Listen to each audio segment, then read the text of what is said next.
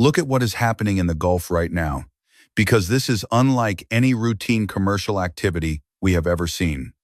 This isn't business. This is an economic flight under the barrel of a gun. At Karg Island, the jugular vein that handles 90% of Iran's oil exports loading activity has suddenly surged to a velocity that military analysts can only describe in one way: a wartime pace. We have the specific numbers, and they are staggering.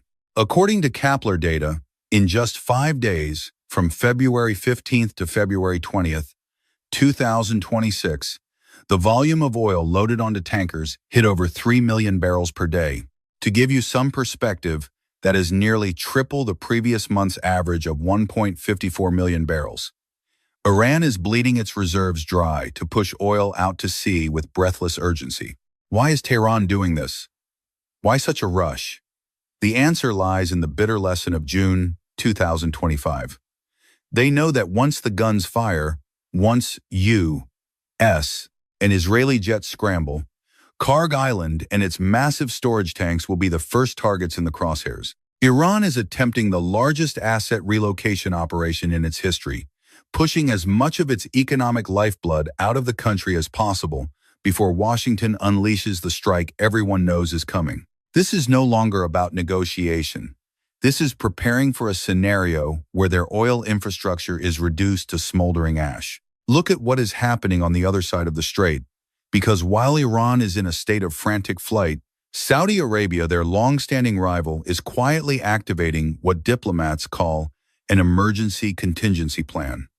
This is no coincidence.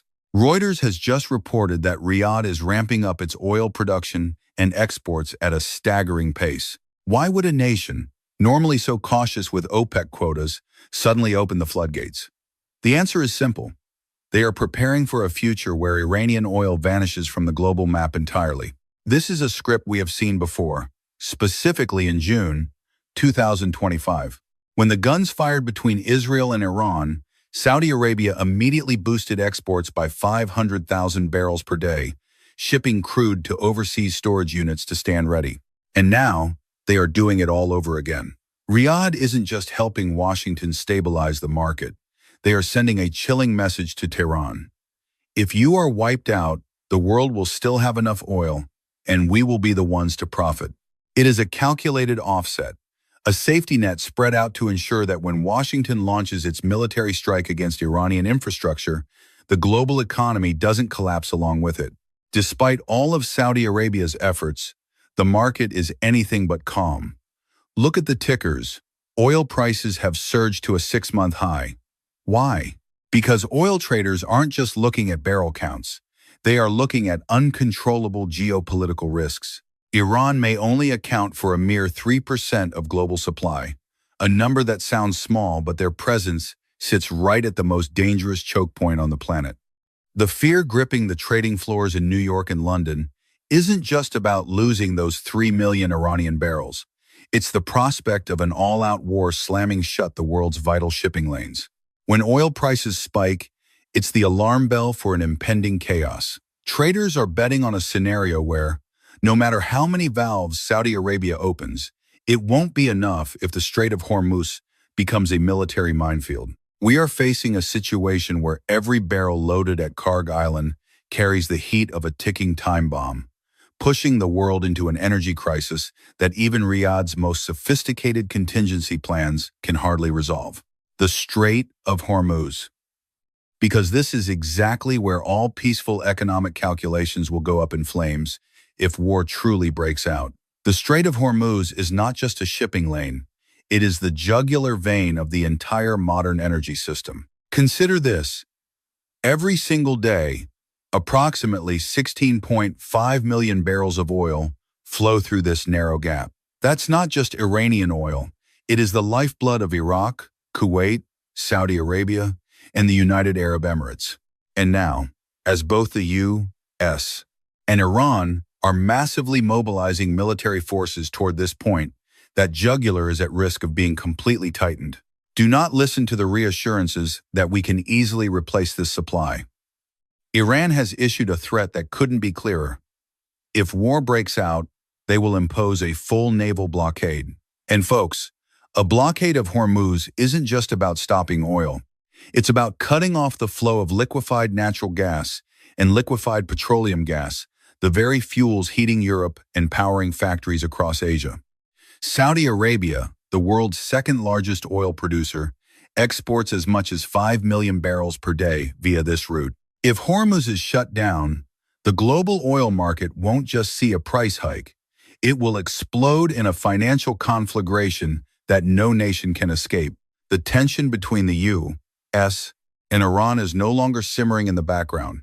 It is expanding, intensifying, and now hitting straight at the economic heart of Tehran. As warships close in and intelligence reports show preparations for a naval clash, every oil trader from New York to London understands. It only takes one tanker being attacked or a single mine being laid for the world's entire supply system to enter a state of paralysis.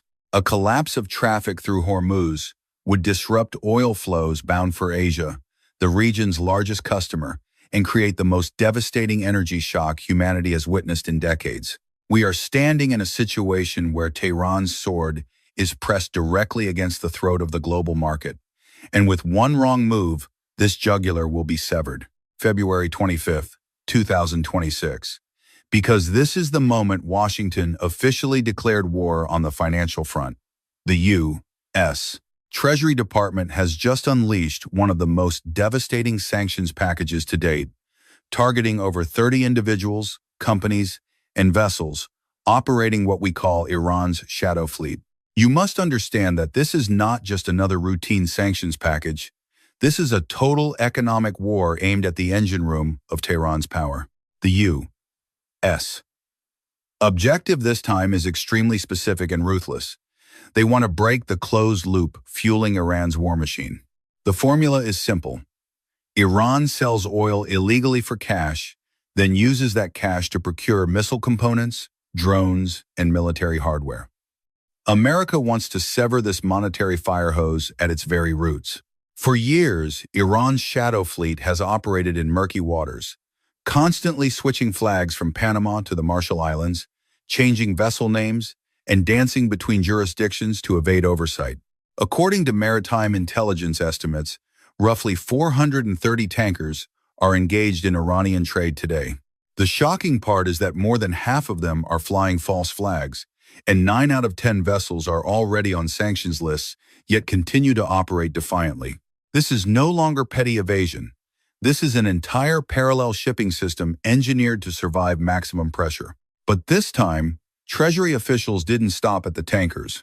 They are hunting down the architects behind the procurement networks, the middlemen sourcing precursor chemicals like sodium perchlorate or UAV engine components for the Shahed series.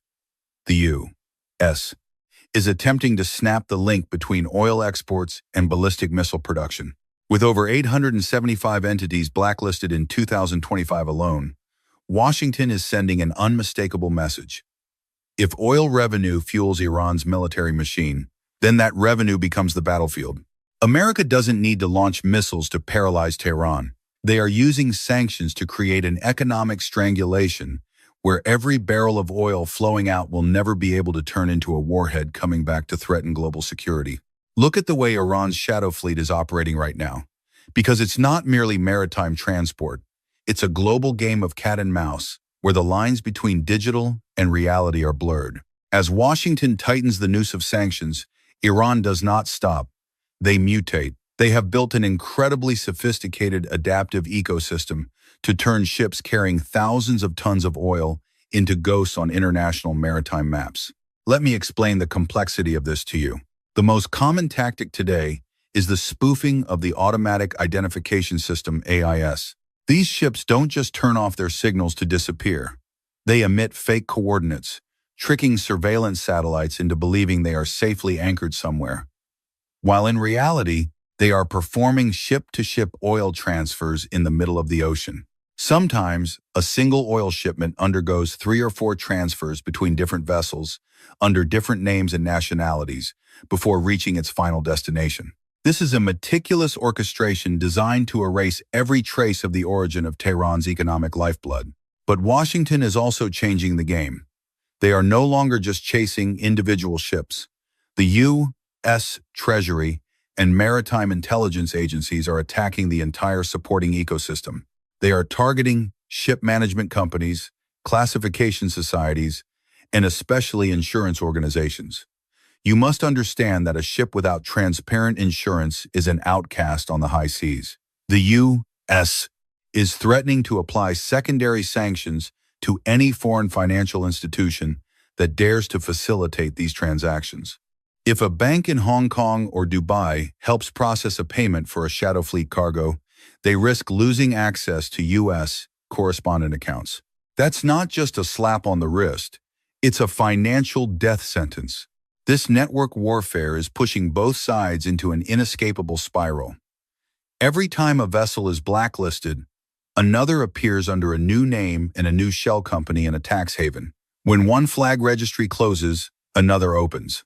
Pressure creates mutation, and mutation demands even stronger pressure. Washington knows this well. They understand that this is not a short-term campaign, but a long-term duel across oceans, banks, and chemical supply chains. Iran sees this as ruthless economic strangulation, while Washington frames it as a national security necessity to stop oil money from flowing into missile silos.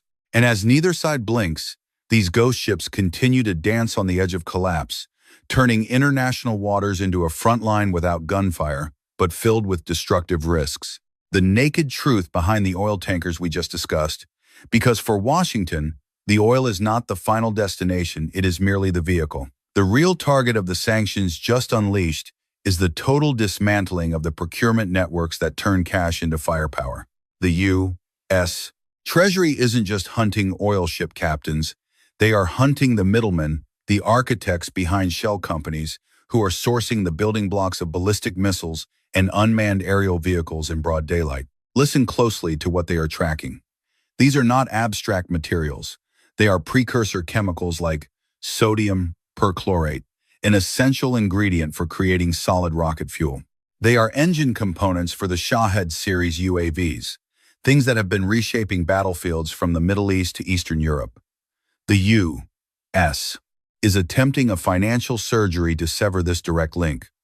Oil exports generate cash, cash funds procurement, procurement builds weapons, and weapons reshape the battlefield. This is the core of the 2026 version of the maximum pressure doctrine. The numbers speak to the sheer intensity.